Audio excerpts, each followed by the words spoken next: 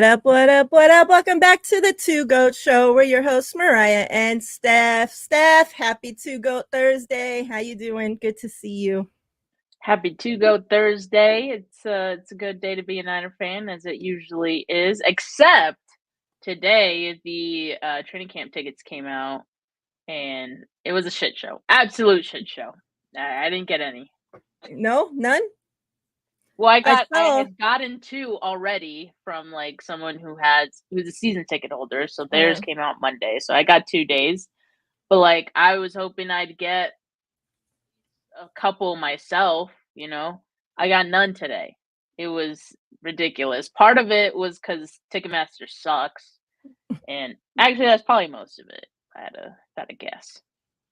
Yeah, I've seen a lot of people, posting online like their wait queue, and it's like 900 and something, and it's just like there's not even that many training camp tickets. Like, how does this like is it just you think people like rushing to buy them to resell them, or people legit want to go? Like, probably a mixture of both. That's what I hate now these days, 20, that people try to resell everything. They're $20, which is a lot. They used to be 10, so some teams is free still. So the fact that the 49ers doubled in price this season and other teams remain free, and I seen that other teams like have all kinds of like fan activities there, like games, food, drinks, Minnesota, and none of that, right? Minnesota was awesome. Like when they had the joint practices a couple years ago in Minnesota. First of all, their facility is amazing, like huge, and they have a much bigger space to hold that many amount of fans for one. So like their bleacher area is big. Like it's a big bleacher. They have like 4 fields. And yeah, they have like concessions open. They're selling stuff. Like at 49ers camp, they have like nothing. They have water. Like that makes no sense. Like what the fans are going to want to buy stuff, and if you're somewhere for an extended time that you want to buy food, you want to buy drinks, you're going to want to buy merch. So like they have like some memorabilia, like some jerseys on sale, but I think it's mostly like the expensive stuff because it's like signed stuff, or it's like I don't know, right? But it's or they do sell like mini helmets, so you can like go get it signed from someone after practice. But it's like it's not great. It seems like like there's like so much better. Yeah, like there's a big missed opportunity there, and instead of taking advantage of it, you're just going to double the prices and tickets and. Invader 49ers says, I'm not going to training camp for anything but to watch, could care less about the other stuff. That's fine, but like we said, a lot of training camps are free to attend. Free, or the 49ers used to be $5. So if I'm paying $20 to go, they better offer more than just the ability to watch the practices. I think that's like, it's the principle of it. It's more than anything else.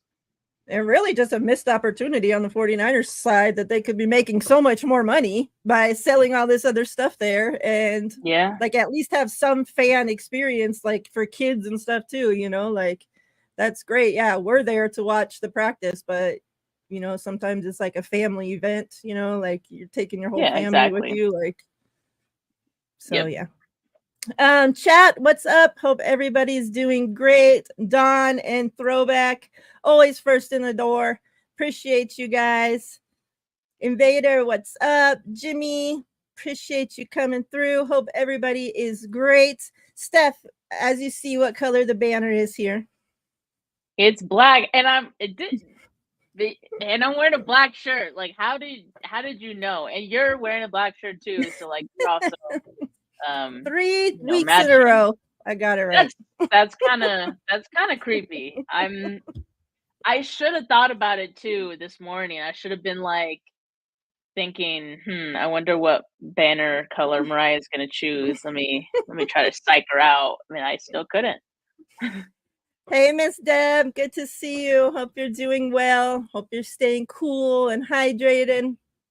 All right, so let's get into some things. Obviously, you and I went back and forth on this a little bit on the timeline. So I haven't even been live since Brandon Aiyuk asked for a trade or anything. So let's start there. Obviously, we know, right? Brandon Aiyuk asked for a trade. Coincidentally, the same day, Ricky Pearsall goes on the NFI list. Strange. I don't know if that was a known thing, but just kind of strange how it all worked out on the same day. So a lot of people have been obviously talking about this the last couple days.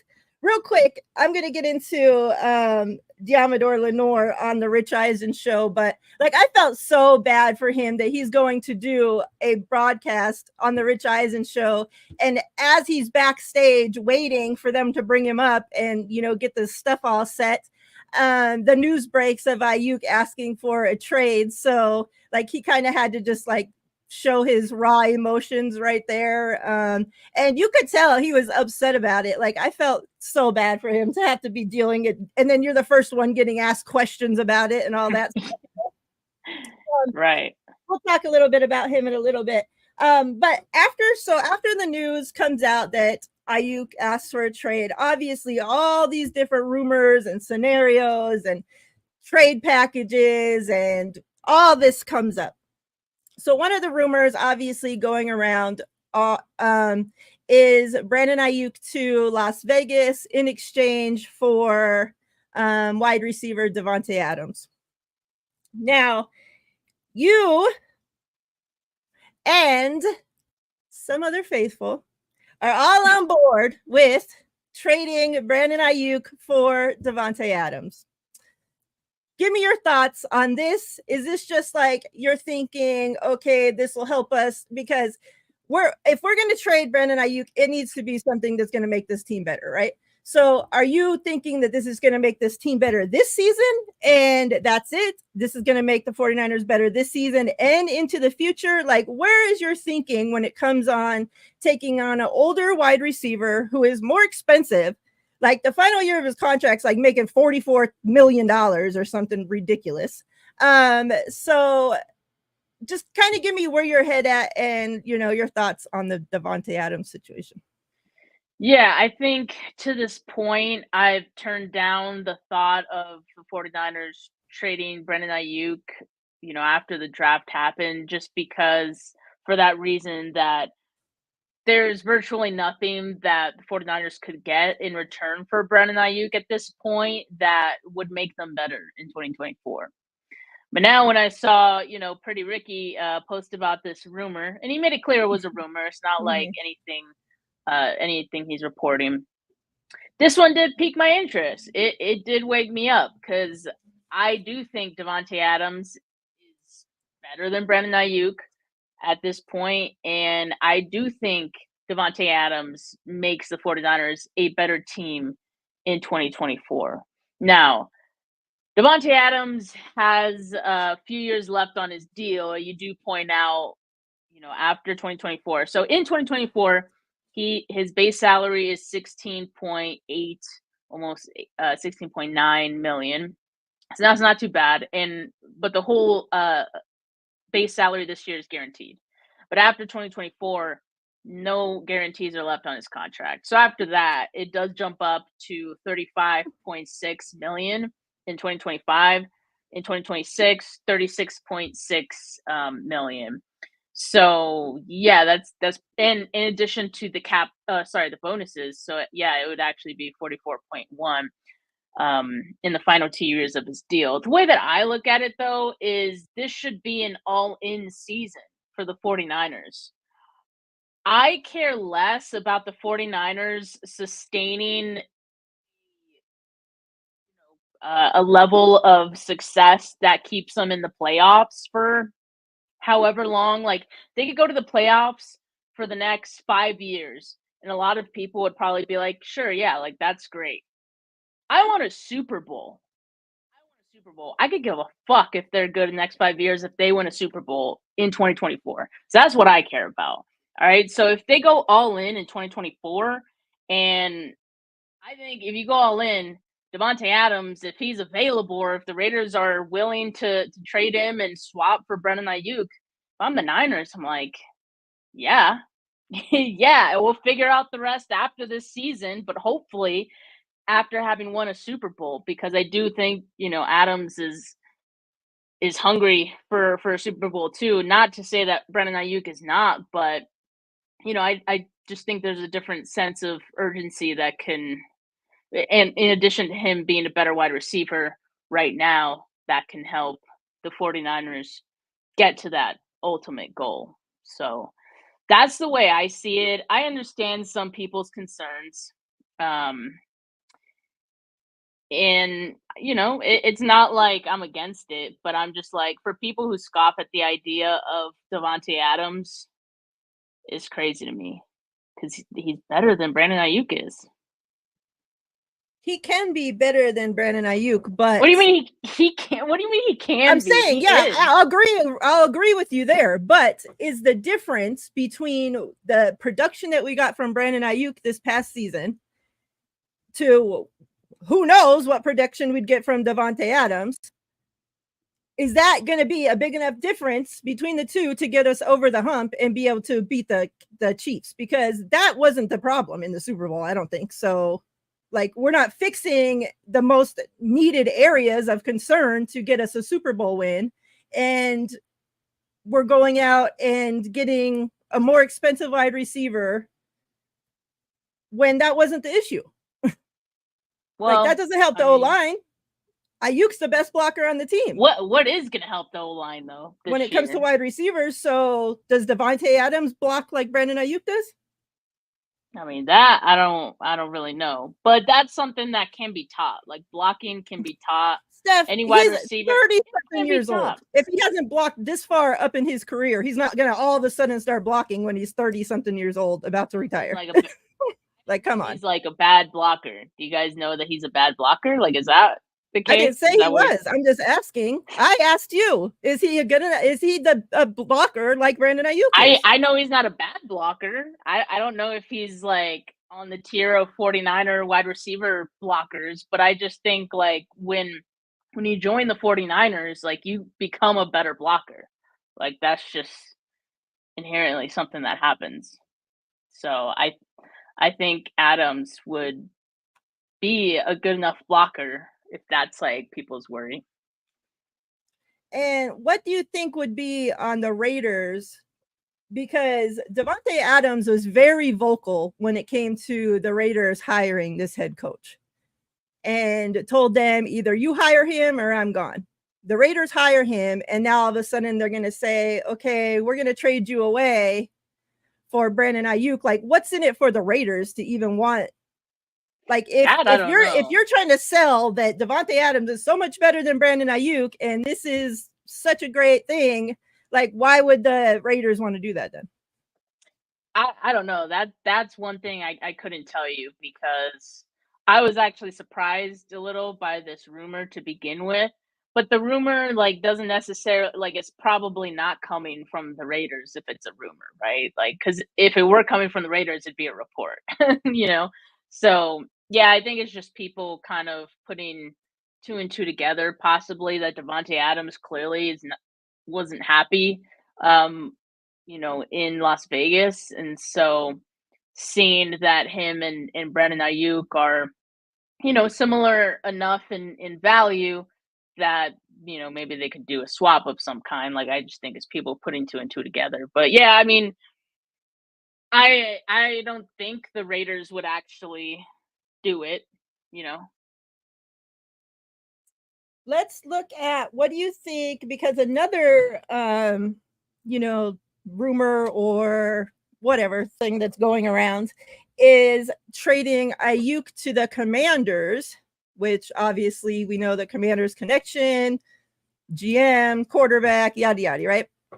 So trading Aiyuk to the Commanders for Scary Terry plus whatever, whether that's a pick, whether that's a Joe Schmo that they throw in. How would you feel about that? See, that one doesn't really do anything for me. Those are like the conversations that I was seeing 49er fans having that I was like, man, you guys are so into like fan fiction and I'm not entertaining any fake trade scenarios. The only one that I did that for was the Davante Adams one, but the Commanders one I don't think would happen. Because I don't know. I think Terry could be just along the same lines as Brandon Aiyuk, but I don't think he is right now. So, but he's also been in a bad situation. Yeah. So I think it would have to be McLaurin and some kind of conditional pick, maybe. I don't know. I haven't seen what people are saying, but because I know for a while, obviously, like you said, the situation he's in has kind of been shitty over there. But I mean, for a while, people thought, of him as one of the top wide receivers in this league.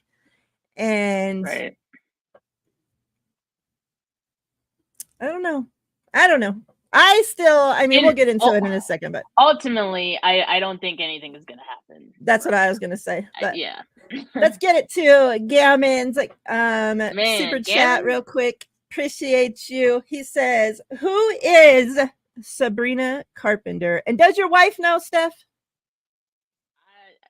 Fiance. She's not my wife yet, but he's referring to a tweet that I put out. I could share it really quick, but basically it was a tweet from one of the content aggregators, and I'm all football. I've talked to him. He's a cool dude. But anyway, he does what he does, and so he posted this. Brandon Aiyuk has been liking a lot of Steelers related content on IG, and then he shows like literally him liking a Steelers photo on Instagram. And I was just like, okay, well, I've been liking a lot of Sabrina Carpenter pictures, but doesn't mean anything. Like, not like I could do anything about it. So that was kind of my response to that. Sabrina Carpenter is a singer. You guys have heard that Espresso song. Come on. It is so catchy. I'm not going to sing it right here because I don't have the chops for it. I don't know what you're talking about. Really? You don't know the Espresso song? That's what it's called? It's called Espresso. Maybe if I heard it, but I don't. Like, I can't think of any song that I can remember that. Is it like pop or is it what? Yeah, it's pop. It's pop. It's like a top 40 song. I could play just like. He's like, you will sing it. I mean, you did pay $2, Camden, for that. That probably earns singing. I'm like, for some reason, I'm like, that's that me espresso. She gives us 3 words, and one of them's espresso. Like, that did a lot for us. Me, happy night, and that's it, I guess so. So you can't sleep, baby, I know. That's that me espresso. No. I can keep going, but I'm going to just end it right there. Because that does sound familiar. I'm going to have to listen to it after this.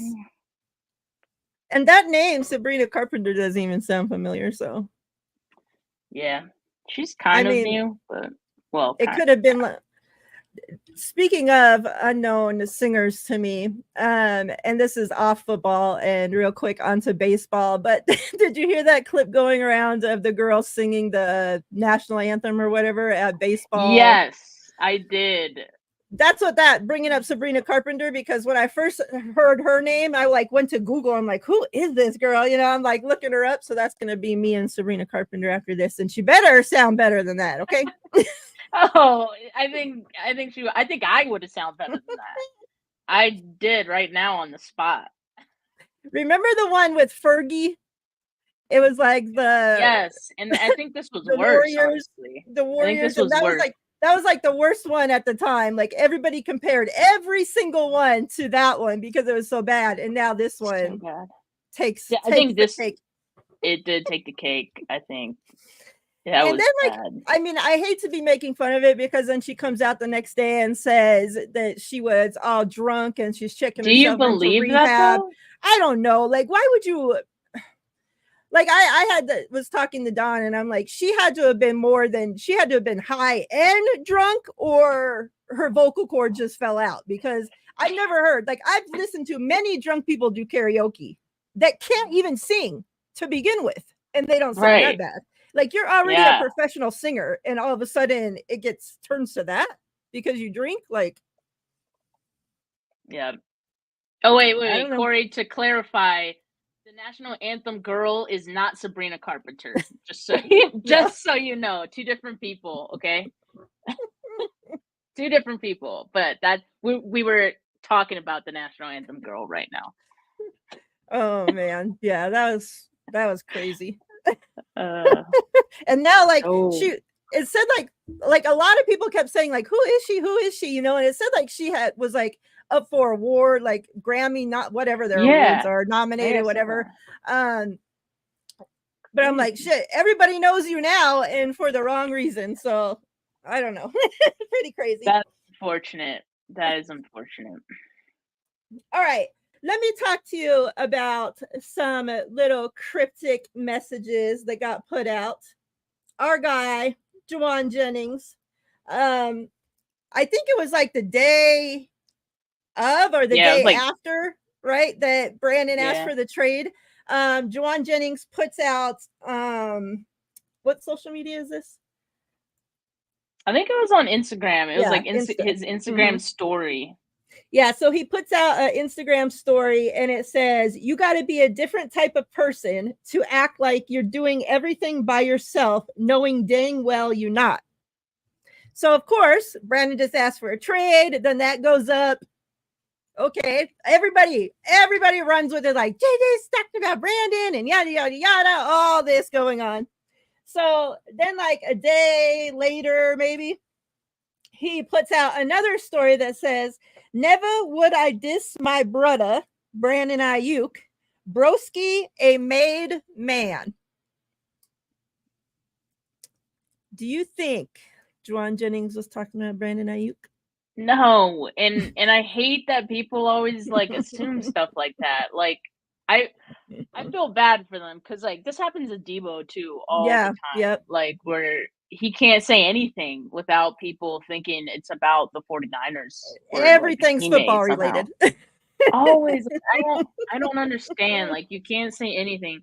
And so, you know, JJ is kind of seeing how that goes, and I feel bad. Like, you literally can't say a thing.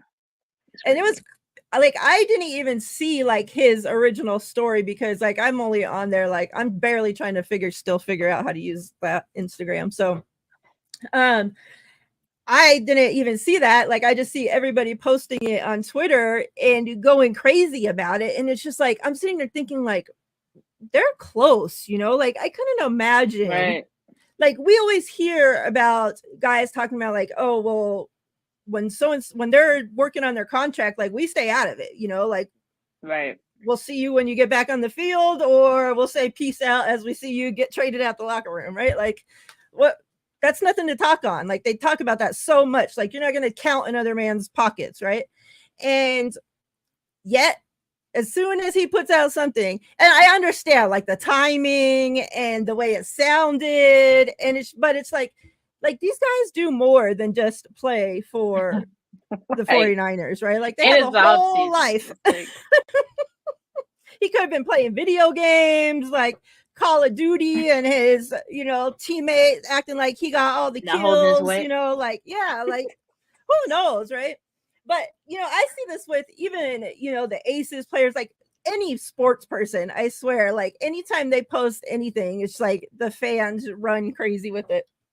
So I thought it was funny that he comes out and, you know, even clears it up. That just shows you the type of guy that, you know, Juwan Jennings is. Like, he could have easily just left that going out, you know. Many people do, right? Like, how many times does somebody put out a story and it gets twisted 6,000 different ways, and they just let it go, you know, like, okay, whatever, let them say what they're going to say. But, you know, the fact that he comes out and clears the air, like, I'm not talking about my brother like that. Like, the hell? Like, this kind of shows you what a stand-up guy he is. Oh yeah, for sure. which is why I wouldn't have never even thought he would say anything about this, because he's like the last person I would think would say anything about it. But like, people need to understand that these players don't get mad because their teammate is trying to get their bag. The only people who get mad are the fans. Yeah. That's it. And then fans project that onto the players and are like, well, he must be saying this about Brandon Aiyuk. Like, no, come on. So, yeah, I don't think any teammate of Aiyuk's is upset that he's trying to get paid, because at some point they're all going to be in that situation. Right. Well, not all of them, but a lot of them are going to be in that situation, and so they get it. And Jennings is one that knows. Like, he was just put on the freaking whatever that damn he held out of thing, whatever it was, and then like finally trying to get some kind of contract and held out and got it, So like, why would he be talking about BA when he just went through his own shit? Like, I don't know. And that's what I was thinking about Lenore when he was, on Rich Eisen, and they're questioning him about it, and it's like, he's coming up for his own payday, right? Like, he's going to be sitting in the same seat next off season. Hopefully they get it done prior to that. But yeah. So one of the people in media, sports media, I guess, I don't know what exactly you call it, but that I can't stand the most, but I'm going to talk about what he had to say right now, is Emmanuel Acho. And just because he's always such a big mouth and 75% of the time wrong, but he claims that he talked to Brandon Aiyuk's agent. Maybe they're homies, who knows? But this is what he had to say about it. So he talked to the agent and is feeling like, so he says, so the kicker, what you have to realize, when somebody tells you they ain't got money, that's not what they mean. What they mean is they don't have money for you, Aiyuk. They don't have money for you. The Niners got the money. The question is, do they got the money for Aiyuk? So to me, I would be upset if I'm Aiyuk, not because they ain't got the money. They got the money. It's just, do they got the money for you? So where I'm at with it, if I'm Aiyuk, I would want out. The reason I would want out is because in the last 3 years, I've done everything right. He says good runs turn into great runs when wide receivers block downfield. The reason the Niners have the best running back in football is because of McCaffrey, but not just because of McCaffrey. It's because you have dedicated wide receivers like Brandon Aiyuk, first-round picks who block downfield. If you're Brandon Aiyuk, you have done everything right, and now it's time for the Niners to do right by you. He also had said during that whole, the Niners have money, but do they have money for you? Had said that, as they're telling you they don't have money for you, they went on to give the highest paid running back in the league another raise, and then also paid Juwan Jennings. So those are the two that he used to solidify his reasoning for thinking that Brandon Aiyuk is right for wanting a trade. What do you think about that? I mean, I think Brandon Aiyuk is right to, want what he's asking for, just because of what the market has told us. And because, based on the market, I could see him getting, I don't know, 28 million. That's probably where I'd put Brandon Aiyuk.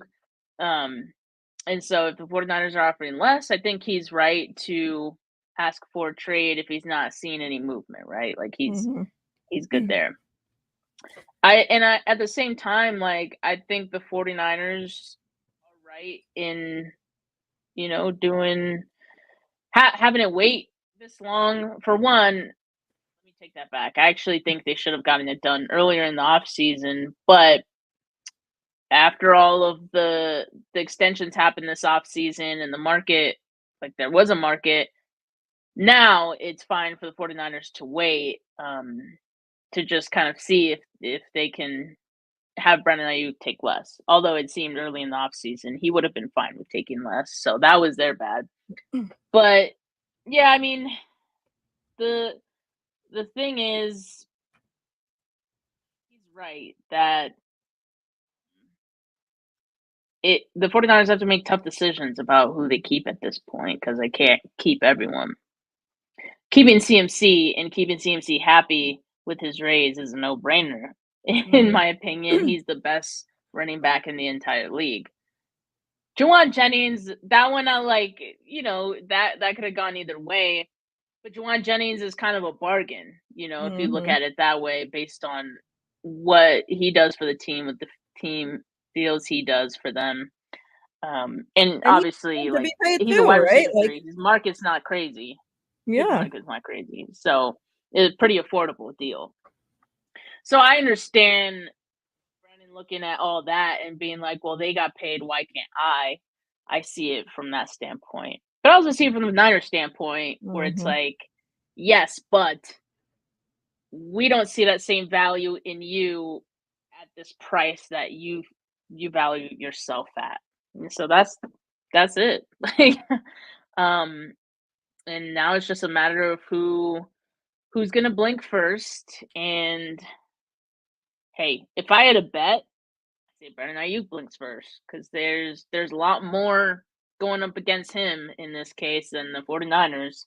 So we'll continue to wait and see. But like, yeah, I don't think either side is like wrong for wanting to get what they want out of this. So do you think that, because we obviously know that we went through this with Debo, and this is one of the steps in negotiations that Debo took too, was asking for a trade, right? Do you, from everything that you've heard, now forget the rumors and what this person's saying, this person's saying, what you've heard from Brandon Aiyuk himself, do you think that he really wants to be traded, or do you think that this was a step in the negotiation process to say, okay, we're here, training camp's here, hurry the fuck up? I think this was a step in the negotiation process, and I'm actually surprised it took this long. I think the fact that he waited this long tells you he does want to be with the 49ers, and this is kind of like a last-ditch effort to, one, spur some action from the 49ers, or, okay, if you're not going to pay me what I want, then, like, move me, like, right. I need something to happen from his standpoint. So, yeah, I think he wants to be with the 49ers, but I think he also wants to be appreciated. And in his mind right now, what appreciated means is getting paid what he feels he deserves.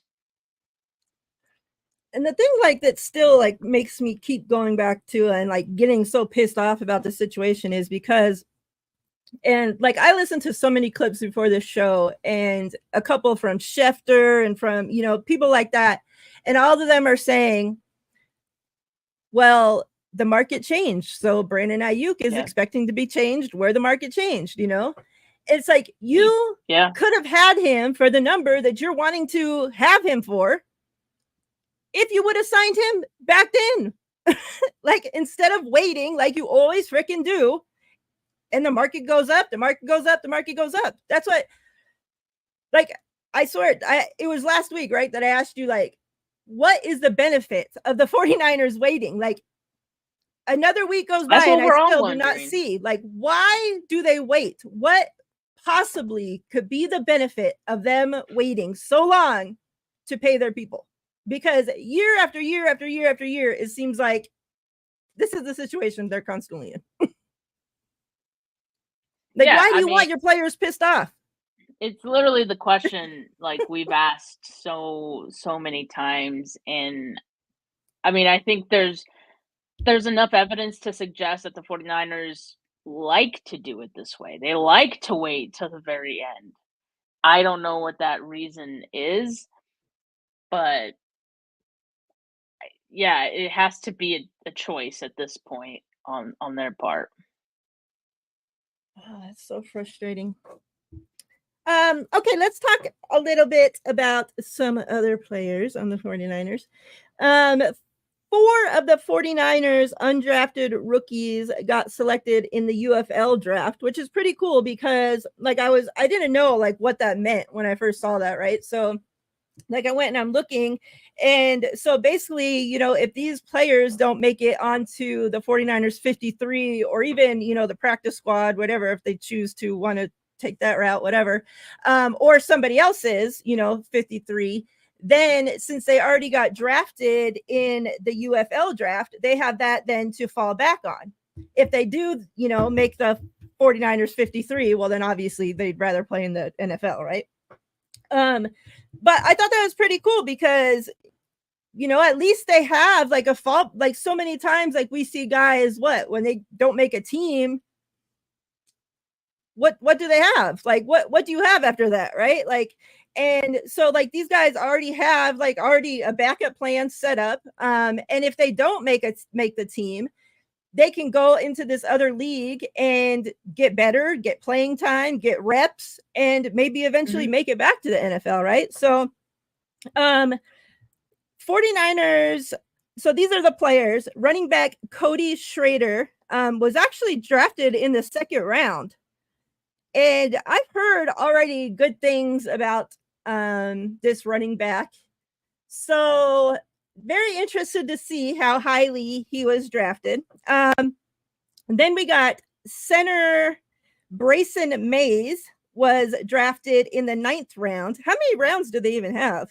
A lot, I guess. 9, maybe. I didn't like, know. That's crazy. Quarterback Tanner Mordecai was drafted in the 9th round. I thought there was 4. This only has 3, so maybe. I thought there was 4 though. Maybe I just made that up. But yeah, that's like that Cody Schrader, definitely. I was already wanting to keep an eye on him, but the fact that he was drafted in the 2nd round over there out of freaking all these rounds, like all these guys, that says something to me. What do you think about the way the UFL is doing this draft? Because I've seen other teams as well have undrafted players that were drafted to the UFL as well. So how do you feel about this UFL thing, and what do you think about these guys getting drafted over there?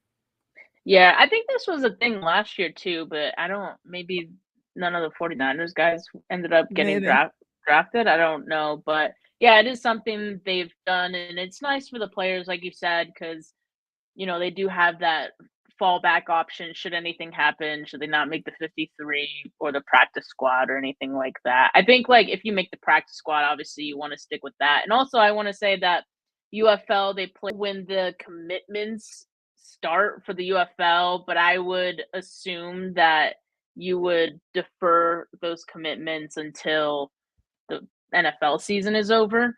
Yeah. Which, you know, it that could happen, right? Like, because the NFL season ends in like January, February. So yeah, I think it's a good opportunity for those players, and it not necessarily impact, you know, their current NFL opportunities either. So yeah, it's cool. And I've seen some players, you know, go to the UFL and then they get drafted by the NFL. Like, who was it? Was it like Quantra Stiggers, I think, from this last NFL draft? He got drafted because he was like a standout in the UFL. So yeah, you just you never know what could happen, and it's cool that these guys get that opportunity. That's the cool thing about the UFL, is that it's kind of like this spring league, like literally like spring league for these guys who don't get a lot of opportunities, but they can kind of build their chops up a little bit and make that transition a little bit easier, and, you know, become bubble roster guys, depth guys. So it's nice. I agree. What's up, Jess? Hope you're doing well. That's all I really have. I mean, the only other thing was just wishing Mitch and his wife congratulations because they didn't have their baby. It looks like in the pictures, mom looks to be doing well. Mitch is there with his shirt off, you know, looking all studly, holding the baby. The next 49er, I think it's a boy. I I didn't see no name or anything, but it looked like a boy. His name's I would assume with 2 N's. Oh, Win okay. Wishnowski. How about Win Rightnowski? So when he's a 49er, easy nicknames there. He'll have quite the football name. So yeah, congrats to them. I'm glad to see that, you know, mom and baby are doing well. Anything? Oh, the only other thing, and we kind of I mentioned this a little bit, was the Ricky Pearsall injury, and it's been very hush hush so far. But do you think that this is related back to? Remember Ricky Pearsall, the last time we seen him, you know, with doing football activities, he was in a no contact jersey, like already dealing with something. Now, do you think he left, you know, from there and went and got something else, or this is all tied in together? If you had to guess, what would you think? I at least we'll get to find out soon, because on the first practice, the 49ers have to release the practice report, so injury report. So they have to put something. Do they have to put out a practice report or injury report for someone who's on NFI? I don't know. I don't think so. But yeah, we don't know what the specific injury is. Yeah, Matt Barrows did, you know, say that it's considered minor, or isn't considered serious. So that's good. But I don't know, like, if it did have anything to do with whatever he was dealing with in, like, OTAs and whatnot, because, I mean, we didn't get a lot of information then either. And I just know that when Kyle Shanahan gets asked about it in a presser, like, he's not going to tell us shit either. Right. Like, you already know. So that's fine. Like, I don't think I need to know the specifics of it right now. As long as I know it's not serious, as long as I know he could be ready at some point in camp, right? Hopefully, like, I'll feel good about that. Yeah, hopefully he gets out there soon. The last thing we need is another, you know, wide receiver not on the field. What's up, Pac-Man? I see you. Appreciate you coming through. That's a good point from Leon Sandcastle that says he's pretty sure the non-contact jersey was because he wasn't officially signed till after minicamp. Could be a reason. I don't know. I mean, I've seen other teams have a bunch of players not signed and they weren't in no-contact jerseys. So I don't know if that would just be a strictly 49ers thing. What if he, like, specifically requested it? I don't know. Could. You never Hopefully know. We get to know soon what's going on. Either he'll be on the field or he won't. Exactly. Anything else you got going on that you want to let the good people know about, Steph? No more shows for me today. Tomorrow I'm going to be putting out another fan cave tour. So if you guys have been enjoying those, make sure you guys check those out. I have a total of 4 that have been released. So if you guys haven't seen those, they're on my channel, 49ers or 49K 49ers Fan Cave Tour. And my channel is Steph 49K. So make sure you guys check that out if you haven't yet. So real quick before we get out of here, Pac-Man is a Bengals fan, and he says, "I'll give you all T. Higgins and a third for Aiyuk and Bosa." What the heck? Maybe T. Higgins and a third for just Aiyuk, but you know, crazy troll. If you cut it off right there, you better add in 5 more first, you know, and then we'll start talking about it, right? That's crazy.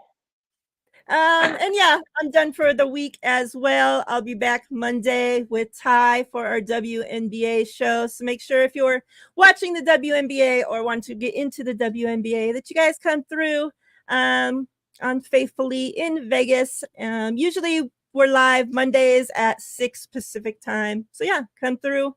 And me and Steph will be back next Thursday, same time, same place for the Two Goat Show. We talking about camp. Oh yeah, we will. We'll have something real to talk about, not just Brandon Aiyuk. But yeah, appreciate you all coming through. Much love. Please hit that like, subscribe on both channels. We appreciate you all. Until next time, everybody stay safe and have a wonderful weekend. We're out of here. Peace. Peace.